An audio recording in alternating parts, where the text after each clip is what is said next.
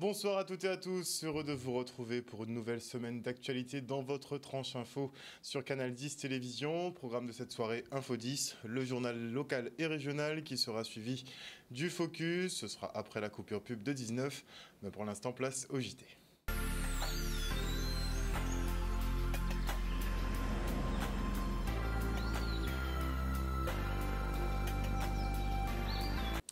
Nous sommes le lundi 13 mai 2024 et on fait ce retour sur le village santé autour de la fibromyalgie, l'occasion de présenter des médecines alternatives pour soigner cette forme de douleur chronique diffuse qui a un impact majeur sur la qualité de vie et les activités sociales et professionnelles des patients. 10 000 personnes sont atteintes en Guadeloupe, un chiffre en deçà de la réalité, mais rien de surprenant au vu du nombre de professionnels de santé réfractaires à la reconnaissance de cette maladie. Regardez. Aujourd'hui, c'est la première journée mondiale de la fibromyalgie. Normalement, c'est le 12. Pour des raisons logistiques, on le fait aujourd'hui. Aujourd'hui, j'ai voulu mettre en avant tout ce qui est médecine ou méthode alternative pour pouvoir soigner les douleurs chroniques, dont la fibromyalgie, par divers ateliers. La fibromyalgie, c'est un trouble neurologique, si on peut dire. Tous les récepteurs neurologiques de douleur sont faussés, émetteurs-récepteurs, c'est-à-dire qu'on va ressentir les douleurs plus fort. Fibro, les fibres, les tendons. Myo, les muscles. Algie, la douleur. C'est une maladie qui conjugue plus de 100 douleurs, que ce soit tendiniteux, fibreux, ligamentaires, osseux, plus tous les troubles cognitifs qui sont énormes. J'ai eu une grosse crise au moment où j'ai été diagnostiquée et du coup mes muscles en fait s'atrophiaient. Et du coup je ne pouvais plus faire d'activité physique trop forte pour mon corps. Du coup, comme j'étais une sportive qui faisait du handball, du tennis, de la natation, j'ai dû trouver quelque chose pour continuer à être en forme mais sans blesser mon corps. Du coup, j'ai trouvé le yoga qui du coup permet de tirer les muscles et de détendre aussi le corps, l'âme, l'esprit. Donc le tout, c'est vraiment ce dont on a besoin dans la fibromyalgie. C'est vraiment pouvoir trouver ce qui nous permet d'étirer nos muscles sans pour autant nous blesser, continuer à faire une activité quotidiennement et à nous dépasser. Donc mentalement, c'est quelque chose qui nous apporte énormément. Le Breathwork, c'est une technique de respiration. En français, c'est travail de la respiration. Où on va, pendant plusieurs minutes, faire une respiration consciente et continue. Et c'est une technique qui permet en fait de libérer les émotions stagnantes, de faire circuler l'énergie. C'est très indiqué par exemple pour les douleurs chroniques puisqu'on peut, en respirant de cette façon, le pH du sang devient moins alcalin, donc c'est aussi anti-inflammatoire. On compte 10 000 personnes atteintes de fibromyalgie en Guadeloupe, 80% de femmes, 20% d'hommes, bien que je pense qu'on aura des surprises par rapport aux hommes. Parce que c'est une maladie qui les gens se terrent. Donc quand les gens vont commencer à sortir de l'ombre, on aura des surprises par rapport aux chiffres. Le but de l'association, faire sortir les gens de l'ombre, c'est-à-dire que beaucoup de personnes face à l'incompréhension, c'est une maladie reconnue depuis 2019 à l'OMS, mais encore trop de fibrosceptiques. 80%, voire 90% des médecins sont fibrosceptiques. Un peu comme pour l'endométriose, où on disait que c'était normal d'avoir mal. Donc là, vraiment, on est au début. L'objectif, c'est faire sortir les personnes de l'ombre, faire connaître cette pathologie au grand public, également faire une sensibilisation aux handicaps invisibles qui représentent 80%. Pour cela, on a un nouveau pictogramme qu'on essaye de faire valider au Sénat. C'est une personne en métropole qui l'a créé et on se bat pour qu'il soit validé au Sénat. Un reportage d'Olivier Moradel. Joël Beaugendre, ex-maire de Capesterre-Belle-Eau, est décédé à l'âge de 74 ans. Élu en 1995, il restera à la tête de la commune pendant 25 ans. Une très longue carrière politique qui a débuté sous fond de lutte pour la distribution d'eau potable en Guadeloupe. Vous vous rendez compte, on était déjà dans les années 90, on manifestait déjà pour de l'eau potable et on est toujours dans la même situation. En tout cas, sa carrière politique s'est achevée avec quelques déboires, dont une mise en détention provisoire. Et tout comme sa camarade politique, Lucette Michaud-Chevry, il n'aura finalement pas été jugé pour des affaires financières qui l'incriminaient. Regardez. Je l'ai appris hier matin par ses amis. Jean-Yves Ramassamy et Claude Maurice qui ont été ses adjoints au maire. Je ne savais pas qu'il était malade. Cela m'a attristé. C'est quelqu'un avec qui j'ai beaucoup travaillé quand j'étais maire, parlementaire, même pour les régionales. C'est un bonhomme quand même qui a fait 25 ans dans sa commune. Donc s'il a fait 25 ans, c'est qu'il a été plébiscité par sa population. Donc j'aimerais effectivement envoyer des condoléances à sa famille, à ses amis, à ses proches, mais surtout aux Capestériens, parce que quand même, il a voulu se donner pour sa commune et pour la Guadeloupe. Donc j'espère qu'il aura un hommage, l'hommage qu'il mérite en fonction de ce qu'il a fait pour Capestère et la Guadeloupe. Et je m'incline effectivement devant son décès. Il y a qu'à dire, tout le monde a force. Joël Beaugendre, c'est un ami, puisqu'il a fait ses études de médecine à la même époque que moi, quand je faisais mes études de pharmacie à Montpellier. Donc on s'est connus étudiants sur les bancs de la faculté. Et après il a été maire, député, et moi aussi maire. Et donc je suis particulièrement touché de sa disparition.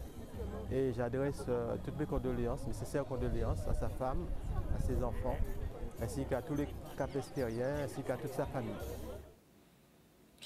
Et on part pour l'inauguration des nouveaux équipements de la plage de La Chapelle à Anse-Bertrand, des travaux réalisés dans le cadre du projet Océan qui vise à améliorer l'entretien, l'animation et la gestion des sites touristiques. Une aire de jeu pour les enfants a été installée pour un montant total de 171 000 € de beaux équipements. Regardez. Ici, on est sur la plage de La Chapelle, qui est un site du Conservatoire du littoral, qui couvre en réalité un peu plus de 13 hectares. Et en fait, aujourd'hui, nous inaugurons les nouveaux équipements qui ont été installés sur la plage. Donc, ils sont un peu en deux parties. D'abord, il y a eu un travail de remplacement des équipements qui étaient devenus vétustes et qui avaient subi les assauts de la mer, donc portés par la région. Et puis, nous avons saisi l'opportunité pour créer une aire de jeu spécifique pour les enfants, qui reprend des éléments de biodiversité et d'histoire dans Anse-Bertrand. Et c'est une première en Guadeloupe, mais aussi dans les Antilles françaises, d'avoir dans les espaces naturels une aire de jeu de ce type-là. Tout l'aménagement de la plage que nous avons fait, c'est un projet qui avoisine les 700 000 €, plus de 180 000 € du conservatoire et plus de 275 000 € de la région de participation de la mairie et aussi de l'État.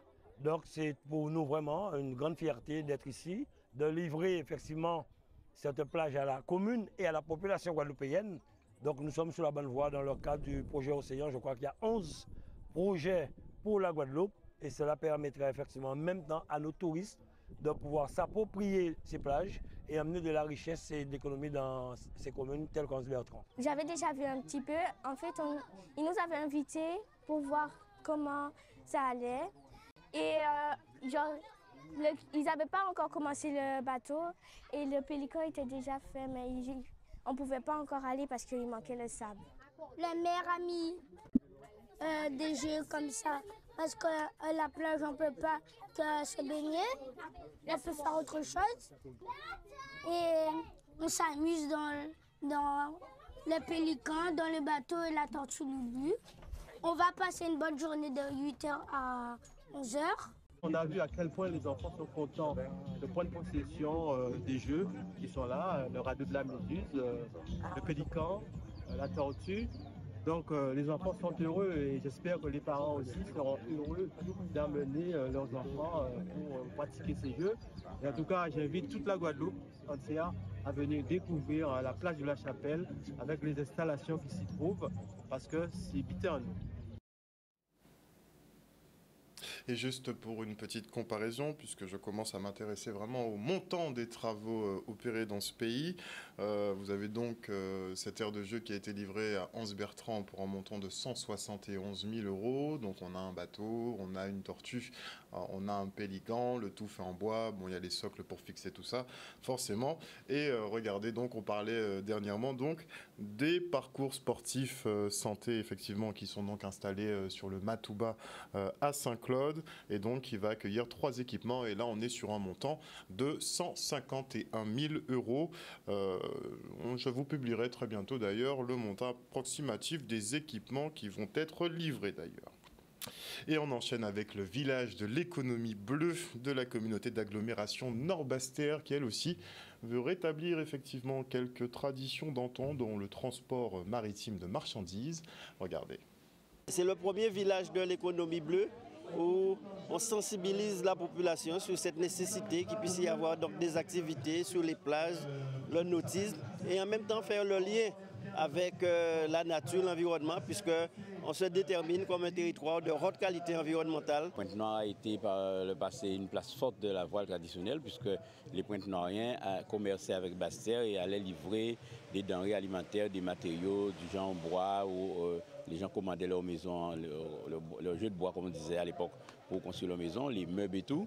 Et puis, bon, avec le modernisme, ça a perdu un peu de sa superbe, mais en tout cas, la voile traditionnelle qui reprend des couleurs depuis quelques années, c'est une excellente initiative pour pouvoir créer de l'attractivité sur le territoire, attirer du monde vers Pointe-Noire. On a vu des véhicules garés sur tout le long de la nationale, chose qu'on n'avait pas vue depuis très longtemps. Et nous pensons que ça va booster un petit peu l'économie pointe-noirienne, notamment au niveau du tourisme, au niveau de la restauration. Et puis pourquoi pas d'ici quelque temps un bateau avec les couleurs de Pointe-Noire, puisque nous voyons que pratiquement tous les bateaux qui sont ici présents représentent une collectivité ou encore une entreprise locale. Et afin d'inciter les jeunes à s'intéresser justement à la littérature caribéenne, des professeurs du lycée des droits de l'homme ont eu la bonne idée de créer le prix Carbet des lycéens. 23 ans plus tard, les scolaires évaluent toujours des ouvrages de nos voisins afin de récompenser un auteur. Regardez. Le prix Carbet des lycéens existe depuis le début des années 2000, donc c'est la 23e édition. C'est un prix littéraire donc, qui a pris naissance au lycée de Petit-Bourg avec un groupe de professeurs qui ont décidé de proposer aux lycéens de lire des ouvrages pour changer des programmes, des ouvrages portant sur la Caraïbe, d'auteurs caribéens essentiellement. Les livres sont sélectionnés par un comité de lecture qui fait partie de l'association Art lycéen. Ce sont des professeurs qui choisissent les livres, des professeurs et des personnels de ce lycée et puis d'autres établissements, d'accord, pour les donner à lire aux élèves. Eux, ils participent à ce qu'on appelle le contrat de lecture pendant plusieurs mois, où ils ont la possibilité de découvrir les ouvrages et par là même de toucher du doigt la culture des pays de la Caraïbe. Durant le prix Carbet des lycéens, on a 5 livres du coup qu'on nous impose et nous devons tous les lire et ensuite délibérer pour savoir lequel on choisit au final, lequel qui nous a le plus intéressé, touché. Nous avons un temps qui nous est aussi imposé, dans lequel on doit lire un certain nombre de pages et si on a le temps on peut lire tout le livre et du coup on doit prendre des notes. C'est ce qui est important, prendre des notes. Et l'élève qui aura lu tous les livres pourra donc participer à la délibération et être délégué, et s'il le souhaite aussi. Le livre Darwin de Colin Niel a gagné. Donc, il nous a touché par rapport aux différents thèmes qui sont abordés. Donc, ce qui nous a aussi le plus touché, c'est le fait que que le personnage principal soit un personnage atteint de handicap. Donc nous ne croisons pas tout le temps des livres dans lesquels le personnage principal est atteint de handicap. Et vraiment, ça nous a beaucoup touchés. Et pour la 7e édition de son cirque dans tous ses états, l'association Métis-Gua a fait une halte à Lamentin. L'occasion pour les petits et les grands de s'amuser ensemble. Regardez. Le cirque dans tous ses états, c'est la 7e édition. On est aujourd'hui au Lamentin. Le cirque dans tous ses états a commencé depuis le 3 mai et se terminera le 15 mai. Avec l'envie de faire découvrir au plus grand nombre les nouvelles écritures, ces écritures de cirque contemporain, de cirque nouveau, mais dans toute une diversité d'écritures. Donc aujourd'hui, on aura des artistes qui viennent bien sûr de Guadeloupe, on a des créations par exemple comme Conte et Cirque, mais ils viennent aussi du Mozambique, de France hexagonale, de Guyane jusqu'au Brésil. Lorsque Métis-Gua nous a fait cette proposition, nous avons donc accueilli cette idée avec beaucoup de joie, puisqu'il s'agit d'intéresser les enfants un petit peu à tout ce qui concerne le cirque. L'enjeu, c'est déjà de faire venir des familles de faire sortir un petit peu les enfants, j'ai envie de dire tout le monde, donc des écrans, puisque ça a pris une place importante dans nos vies. Et c'est vrai qu'on ne partage plus des moments précieux en famille. Donc déjà pour nous, tout l'intérêt, et je pense que vous le voyez derrière moi, les parents s'amusent, les pères, les mères, avec leurs enfants. Et ça, c'était déjà pour nous très important. Le cirque, ce n'est pas que pour les enfants.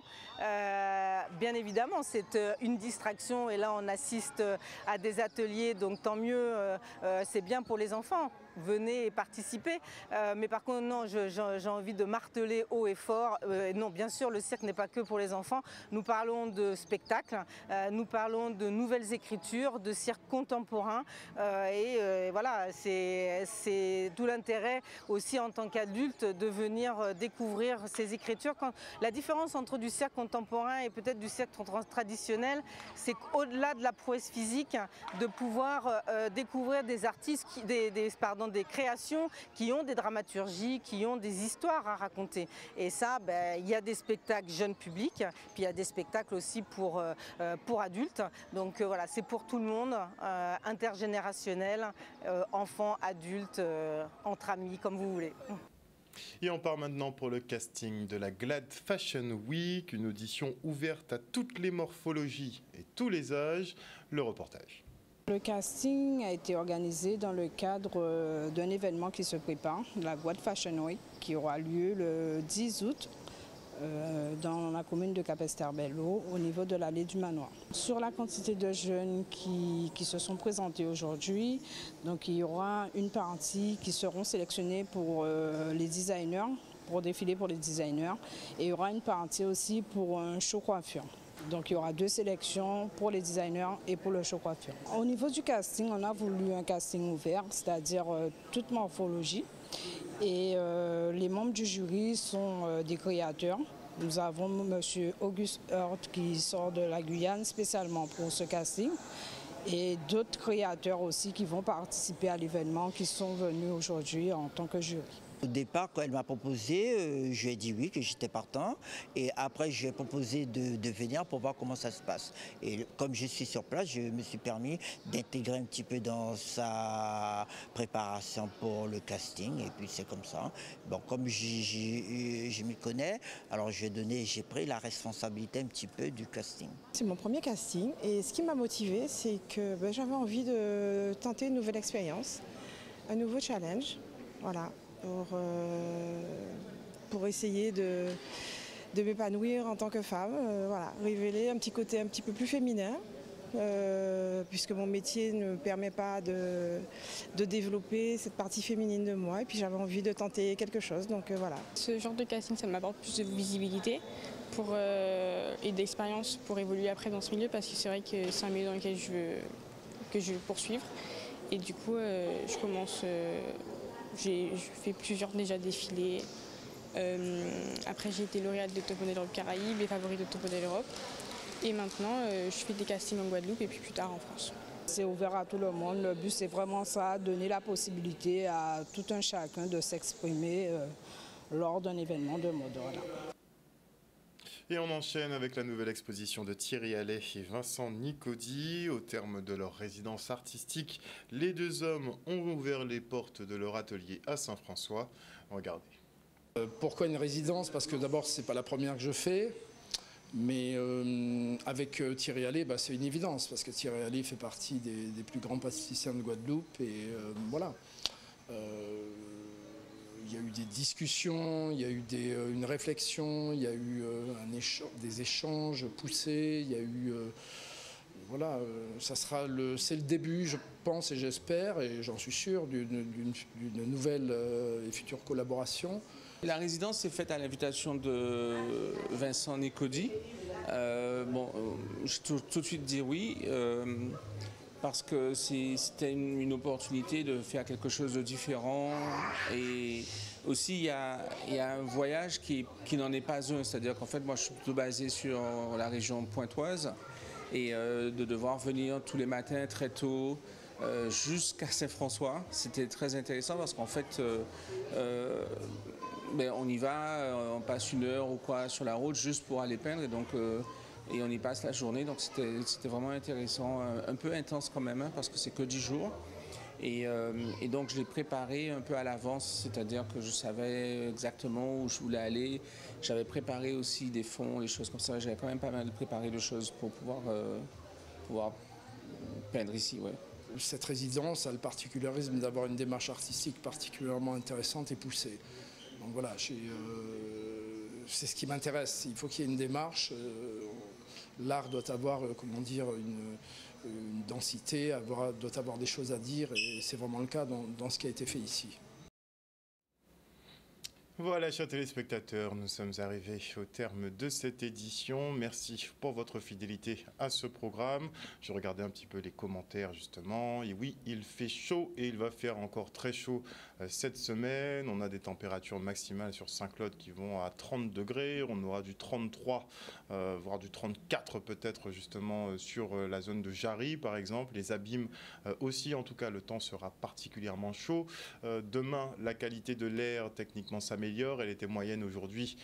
Demain, elle devrait être plutôt bonne, en espérant aussi que ça dure, puisque plus il y a de la brume et plus effectivement il fait chaud. N'oubliez pas également que les niveaux d'eau en temps de sécheresse diminuent et donc les coupures d'eau se démultiplient pendant ce genre de période. Le SMGEAG a d'ailleurs commencé à communiquer là-dessus dès aujourd'hui. Donc ne vous étonnez pas pour les jours à venir. En tout cas, une bonne soirée à vous à l'écoute des programmes de Canal 10. Moi, je vous donne rendez-vous demain. Une bonne soirée à vous. Et avant de se quitter, un petit dicton. Oui, je ramène plus trop mon dictionnaire à force de le trimballer. Je l'habille, mais j'ai pas envie. Donc, faute, mori, ou cas, obligé, quelquefois, manger poule. Faute de morue, on est quelquefois obligé de manger du poulet, c'est ironique. Faute de pain, on mange de la galette. Faute de merle, on mange des grives. Vous connaissez probablement ce dicton français. Une bonne soirée à vous. On se retrouve demain. Bisous tout le monde.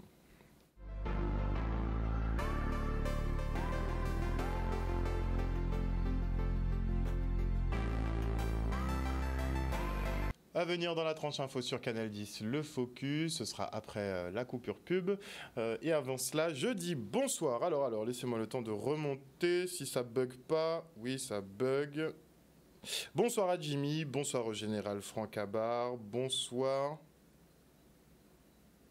Bonsoir à Marie-Hélène Borès, bonsoir à Ghislaine Khalif, bonsoir à Dimitri Gobardan, à Evie, non pas toi. Bonsoir à Agnès Bolmin, bonsoir à Yvan Franck, bonsoir à Claudie Giraud-Girard. Oui, en fait, le projet Océan, c'est sur tout le littoral en fait. Effectivement, il y a la partie Port-Louis, mais forcément, ça arrive jusqu'à Anse-Bertrand, puisqu'il s'agit vraiment d'un projet d'aménagement global de toutes les plages justement de Guadeloupe. Donc, on va voir ce que ça donne. Mais comme je vous dis, il faut faire... Faut regarder ça de près. Bonsoir à Bertrand Herlem, bonsoir à Moïse Caramel, bonsoir à Kitoun Cyprien, bonsoir à Saran Camara, bonsoir à qui d'autre, à Don Luciano. Oui, il faut regarder les prix, il faut regarder ce qu'on paye. L'argent public n'est pas... Bref, bonsoir à Patricia de Normandie, oui, bonsoir à Patrice Mathurin, félicité, bonsoir à qui d'autre, à Perle de Caruquera, surtout qu'après les cyclones, tout partira. Pour certaines installations, j'espère qu'elles sont bien fixées. En tout cas, ce qui nous inquiète un petit peu, c'est que sur les installations, par exemple, reculées, on veut bien qu'il y ait des parcours sportifs, il n'y a aucun problème pour la population, il n'y a pas de problème là-dessus, mais ce qui les inquiète principalement, c'est installer des équipements dans des zones assez reculées, par exemple, où il y a déjà des randonneurs, ça risque de prendre de la végétation et de rester pourrir là, en fait. C'est ça un petit peu l'inquiétude et le fait de penser qu'on peut avoir un peu de gaspillage d'argent public dans ce cas-là. Alors, bonsoir à qui d'autre? Bonsoir à... Il y avait débat. Oui, élection européenne très prochainement. Vous avez tout à fait raison. Ça va mobiliser beaucoup de personnes. Donc vous allez voir pas mal de choses sortir à gauche et à droite. Et après, vous allez avoir la succession d'élections sur 2026-2027. Donc il va y avoir vraiment... C'est le départ de la compète, là. Bonsoir à Ampassav Mako. Bonsoir à Moïse Tézénas. Et ce sera tout pour ce soir. On se retrouve demain.